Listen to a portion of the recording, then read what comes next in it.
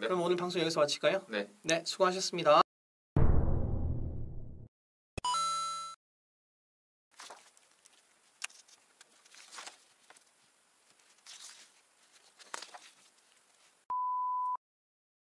네, 오늘 저희가 앞에 팟캐스트에서 국민의힘의 PPAT 공직 후보자 역량 강화 평가 시험을 한번 쳐봤어요. 네. 그리고 여기서 좀 같이 나누고 싶은 문제들로 이제 유튜브를 준비를 했는데요. 바로 들어가 볼까요? 네. 바로 본론으로 들어가 보죠. 저희가 몇 가지 문제를 뽑아봤잖아요. 네. 자, 먼저 1번 한번 봅시다. 1번 문제는 국민의힘의 이게 정강정책에 관한 문제거든요. 정강정책은 당이 추구하는 공통가치와 철학을 반영한다. 그래서 이 중에서 모두와 내일을 위한 약속, 국민의힘 측의 정강정책 중에 이제 모두의 내일을 위한 약속이라는 게 있나 봐요. 그래서 그것을 잘못 해석한 사람을 고르는 문제거든요. 그 보기를 보면은 사실 좀 쉽긴 해요. 그 선명성 역전 성목이야라고 하면서 한강의 기적과 같은 산업화에 대한 내용만 긍정해야 해. 민주화와 같은 진보 진영의 헤게모니에 좌우되면 안 돼. 라는 기원의 말과 그리고 다음 통일 방안 역시 중요하지. 어떠한 경우에도 교류 협력을 확대하는 것은 어리석은 행동이야. 강한 군대를 양성이 섭섭함과 무력 충돌이라서 불사해야 해. 라는 게 정답이죠. 이게 잘못 해석한 사람들. 그죠? 그런가요? 아니, 경원이 한 말 보면 이제 북한과의 무력 충돌도 불사해야 돼. 최근에 뭐 선제 타격해야 돼. 이런 이야기가 있어가지고. 네, 저도 솔직히 보면서 기원과 경원에 해당하는 이 선택지에 그 말을 한 사람들이 국민의힘에서 왕왕 보이는 것 같거든요. 네. 아무튼 뭐 국민의힘에서 공식적으로는 뭐 산업화에 대한 내용만 긍정해야 하고 뭐 교류 협력을 무조건 확대하는 건 어리석은 것이다라고 말하는 게 잘못됐다고 말하고 있긴 하고 공식적으로는 당연히 무력 충돌을 하면 안 되지만 요즘에 선제 타격 이야기도 하고 있어가지고요. 그러니까요. 네. 아무튼 뭐 1번 문제는 나머지 보기들은 그렇게 틀린 내용은 아니었고 네. 기원과 경원만 누가 봐도 너무 극단적인 주장이어서 틀린 게 보이는 그런 문제였습니다. 굳이 국민의힘의 정강정책을 잘 모르더라도. 그리고 저희가 다음 뽑아본 문제는 6번인데요. 6번은 공직자 직무수행 공직선거법에 관한 이야기입니다. 그래서 뭐 다음 중 선거운동에 해당하는 것은 이고요. 정답은 1번. 시민단체가 선거일을 100일 앞둔 시점에 특정 후보자를 비방하는 내용의 유인물을 거리에서 선거 구민에게 배부하는 행위인데요.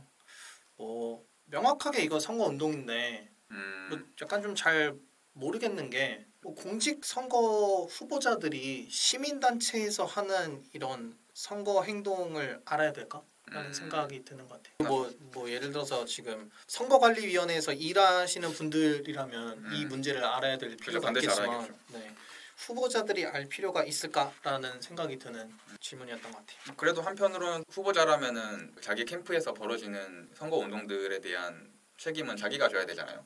또 실무자가 한 거고 나는 모르는 일이다 이렇게 하는 사람들이 종종 있잖아요. 실무자가 했다고 모른다고 발뺌하는 사람들이 좀 적어지도록 한다는 차원에서 이 공직선거법과 관련된 내용을 물어보는 문제는 나쁘지 않았다. 후보자로서 책임 있는 자세를 보여야 하는 거는 사실이니까.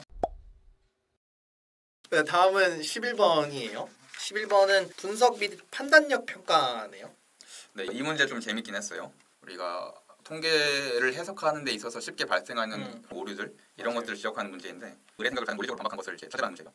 횡단보도를 건너다가 사망한 사람은 1234명이었는데 같은 기간 무단횡단을 하다가 사망한 사람은 480명이 불과했대. 그렇다면 무단횡단을 하는 것이 더 안전하다는 결론을 내릴 수 있겠구나. 네, 이게 이제 의뢰 주장이 직관적으로 봤을 때 거짓이잖아요. 그런데 통계적으로는 무단횡단을 하다가 사망한 사람이 오히려 횡단보도를 건너다가 그러니까 여기서 횡단보도를 건너다가 사망한 사람이라는 건 초록불에 횡단보도를 건넜다는 걸 의미하는 거겠죠. 그래서 신호를 지키면서 횡단보도를 건넌 사람보다 더 적었으니까 그러니까 무단횡단하는 게 신호를 지키면서 횡단하는 것보다 안전하겠다는 그런 잘못된 결론을 도출할 수 있는 이제 경우라고 할 수 있겠죠. 그래서 이런 의뢰 주장을 논리적으로 이 논리적 결점을 찾아서 반박을 해야 하는 문제였어요. 정답은 4번. 네, 대부분의 보행자들이 횡단보도로 길을 건너기 때문에 대부분의 사망자가 횡단보도에서 일어나는 것은 당연한 거야. 통계를 종종 잘못 해석하시는 분들이 있죠. 네네. 또 다음으로 넘어가 볼까요? 네. 다음은 20번이네요. 질문은 다음 중 한중 관계에 대해 올바르게 설명하고 있는 것은? 입니다. 이 문제도 좀 재밌었어요. 네. 그러니까 국민의힘이 거의 뭐 반쯤 드러내놓고 반중 정서를 표출하면서 그걸 이용하잖아요. 정치적으로. 국민의힘이 좀 중국에 대해서 혐오 정서를 이용해서 정치를 하는 것처럼 보이지만 어쨌거나 반공 정서를 이용하죠. 지난 선거에서도 그렇죠. 멸콩 챌린지 이런 거. 그래서 이런 문제에서도 중국에 대한 적대적인 감정이 조금이라도 드러나지 않을까 싶었는데 문제 자체는 오히려 이제 되게 평이하게 라가 정답이죠. 네. 중국은 2021년 기준 한국의 최대 교육국이자 최대 수출 수입국이다. 이건 어떠한 가치 판단도 들어있지 않은 문항이거든요. 근데 다른 문제들을 보면은 가와 나 같은 경우에는 좀 재밌어요. 특히 문재인 정부는 중국과 상호 호혜적인 관계를 유지하면서 이거에 대해서는 사실 판단하기 어려워요. 상호 호혜적인 관계를 유지했는지 솔직히 잘 모르겠어요. 이거는 사람마다 판단이 다를 것 같은데 근데 뭐 이거는 그 뒤에 나오는 문장 때문에 틀린 문제일 거죠. 우리 국민들 사이에서도 중국에 대한 우호적 분위기가 상승하게 됐다. 이거는 거의 명백하게 요즘 거짓이잖아요. 반중 정서가 엄청 심해가지고 특히 코로나 개점으로 해서 그게 더 폭발하게 됐잖아요. 네. 그래서 가가 명백하게 틀렸고 근데 이러면서도 사실 문재인 정부에 대한 비난이 있는 듯 없는 듯한 보기거든요. 그래서 저는 이것도 되게 재밌었고 뭐 나 같은 경우에는 뭐 누가 보더라도 사실 감정적으로 또는 이성적으로 생각하더라도 틀린 답안이라고 보일 수 있고 다 같은 경우에는 이제 사실 확인 문제였고요. 네, 정상회담이 없었죠. 네, 그죠. 다음은 22번입니다. 다음은 국민의힘 정강정책 10대 약속 중 일부이다. 이에 대한 당원들의 대화 중 적절하지 않은 발언을 한 사람은. 네, 정답은 1번 진호죠. 네, 진호의 이야기를 보면 일단 피해자 중심주의는 오직 피해자의 진술만이 증거라는 선언이야. 다소 억울함이 발생할지 모르나 모든 성범죄는 수사 단계부터 오직 피해자 의견만을 들어야 하지. 이 문제도 좀 흥미로운 문제였어요. 뭐 보기 보면은 10대 약속하고 9 남녀 모두가 행복한 양성평등 사회라고 되어 있잖아요. 제목이. 이거부터가 이제 국민의힘의 성인지 스탠스라고 할까요? 취하고 있는 위치가 보이는 것 같은데 남녀라는 말을 쓴 거랑 양성평등이라는 말을 쓰는 거 자체가 확실히 우리 같은 사람은 애초에 이 문제에 적합하지 않은 사람들이야. 그러니까 보자마자 이게 그러니까 요즘은 그렇잖아요. 이게 남녀라는 표현을 쓰는 것 자체가 이제 성이 워낙 그죠. 다양성을 존중하려고 하는 그런 이제 분위기가 우리들에게는 있잖아요. 그렇기 때문에 남녀라는 말도 안 쓰고 양성이라는 말도 우리는 안 쓰잖아요. 그냥 성평등이라 하고 남녀라기보다 이제 뭐 어떠한 젠더이든지 뭐 이런 식으로 표현을 할 텐데 아무튼 뭐 국민의힘 쪽에서는 뭐 젠더라는 말도 싫어하는 사람 많고 성평등이 아니라 양성평등을 써야 한다고 주장하는 사람들도 많잖아요. 그런 것들이 좀 드러나는 그런 보기였고 그리고 또 보기도 재밌었던 것 같아요. 국민의힘 측에서 정치적으로 좀 재밌게 이용하고 있는 게 그거잖아요. 이대남이라고 호명된 자들의 그런 취향, 정치적인 입장 이런 것들을 잘 이용하잖아요. 그러면서 피해자 중심주의에 대해서 비판을 해왔단 말이에요. 그래서 피해자 중심주의는 오직 피해자의 진술만이 증거라는 선언이야라고 하면서 피해자의 눈물이 증거입니다라는 그런 밈이 있잖아요. 그런 밈을 이용하는 것처럼 피해자 중심주의라는 말이 피해자의 주장만을 100% 증거로 활용한다는 식의 오해를 줄 수 있는 그런 보기거든요. 물론 보기 자체는 틀린 말이에요. 실제로 틀린 말이긴 한데 마치 피해자 중심주의라는 말이 그렇게 오독될 수 있도록 하는 그런 보기라는 거죠. 그래서 이런 보기 참 국민의힘스럽다. 가장 국민의힘스러운 문제였다. 네. 나 오늘 약간 빨간 옷 입고 왔는데 마지막 문제일 것 같은데 25번. 이거 좀 보기가 기네요. 다음은 청년 민심에 대한 보고서 중 일부이다. 이를 읽은 당원들의 대화 중 적절하지 않은 주장을 하는 사람은 이것도 적절하지 않은 주장을 하는 사람인데 2030 청년 민심 분석 및 대응 방안입니다. 현황은 2030 세대가 이번 대통령 선거에서 국민의힘을 많이 지지해줬다. 네. 그리고 그 분석으로는 평창 남북 아이스하키 단일팀 강행 등 국가가 개인의 희생을 강요하는 문재인 정부의 국가주의 정책에 등을 돌렸다. 그리고 조국 사태 등 사회 지도층의 내로남불과 공정가치 훼손의 실망에 대안으로서 야권을 지지했다. 그리고 부동산 가치가 폭등하면서 내 집 마련 꿈이 불가능해지자 이에 대한 박탈감으로 이제 반사작용이 작용했다. 이렇게 이제 분석을 했고요. 이거에 대한 정답을 사실 저는 찾지를 못했어요. 맨 처음에. 정답은 이제 3번 경준이잖아요. 뭐라고 얘기했냐면 대선에서 국민의힘을 지지해준 2030 세대는 이제 완전히 우리 국민의힘의 지지층으로 봐야 해. 무엇을 하든지 앞으로도 우리에게 지지를 보내줄 거야. 근데 이게 이 분석을 읽은 무슨 당직자들의 대화도 아니고 당원들의 대화잖아요. 네. 내가 굉장히 충성심이 높은 당원이면 이렇게 얘기할 수도 있지. 이렇게 얘기하는 게 뭐 여기 보기에서는 이제 틀린 거긴 한데 강성 지지자고 충성도가 높은 당원이라면 이렇게 얘기해주면 좀 좋지 않을까요?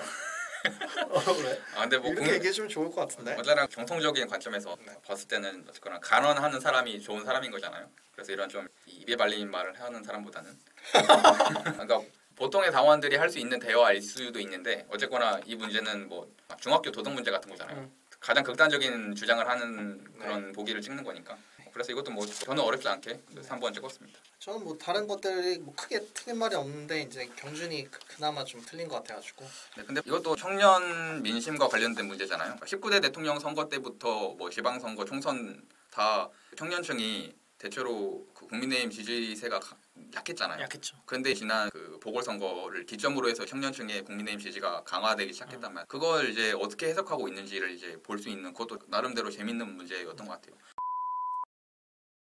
네, 그래서 저희가 오늘 이렇게 국민의힘의 PPAT 시험을 한번 들여다봤는데요. 뭐 전체적으로 어떠셨어요? 뭐 일단 문제들 대부분이 사실관계나 뭐 선거법과 관련된 내용을 묻는 거 빼고는 대체로 중학교 도덕 문제 같은 그런 스타일이었어요. 그래서 굳이 내가 국민의힘의 정강 정책이나 당원 당규를 막 자세히 알지 못하더라도 가장 극단적인 주장을 하는 그런 보기를 뽑으면 되는 거라서 그렇게 크게 어렵지 않게 풀 수 있었고 몇몇 문제는 특히 국민의힘의 어떤 정치적인 태도 자세를 이제 볼 수 있는 문제도 있었고 그리고 또 선거법과 관련된 문제는 전 나쁘지 않았다고. 이번에 이준석 대표가 뭐라고 얘기했냐면 공직자가 되려고 하는 사람들은 그래도 9급 공무원 정도의 실력은 있어야 된다라고 했는데 이거를 9급 공무원의 실력이라고 보기에는 좀 아주 많이 빈약하지 않나라는 생각이 들었고 저는 기본적으로 그걸 떠나서 공직자들이 되는 과정에 있어서 시험을 과연 꼭 봐야 되는가라고 하는 근본적인 문제의식이 있어요. 그러니까 왜냐하면 뭐 지금도 아시다시피 뭐 이준석 대표 하버드 대학 출신이고 뭐 지금 다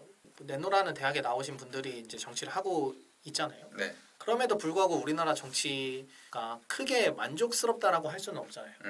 그런데 뭐 그 사람들이 시험을 못 봐서 그렇게 정치를 하고 있는 건 아니잖아요. 저는 지금 정치인들이 갖춰야 될 덕목 중에 하나는 공감 능력이다라고 생각을 하거든요. 사회적 약자들에 대한 우리가 어떻게 공감하면서 좀 더 나은 정치를 할 거냐에 대한 고민을 가진 사람들이 정치를 많이 해야 되는데 그런 공감 능력은 이런 시험으로 풀 수가 없어서 이게 과연 얼마나 도움이 될까 이런 뭐 의구심도 있고요. 특히 이제 이런 문제들 같은 경우에는 시험에서 배제되는 사람들이 분명히 있을 텐데 그 사람들이 이제 정치를 하면 안 되는 거냐라고 했을 땐 또 그건 또 아닌 것 같아서 근본적으로는 시험 보는 거에 대해서 좀 우려가 있습니다. 그러면 저희 오늘 방송은 여기서 마칠까요? 네. 네, 그러면 저희 방송은 여기서 마치고 다음 주에 또 다른 주제로 돌아오도록 하겠습니다. 수고하셨습니다. 수고하셨습니다.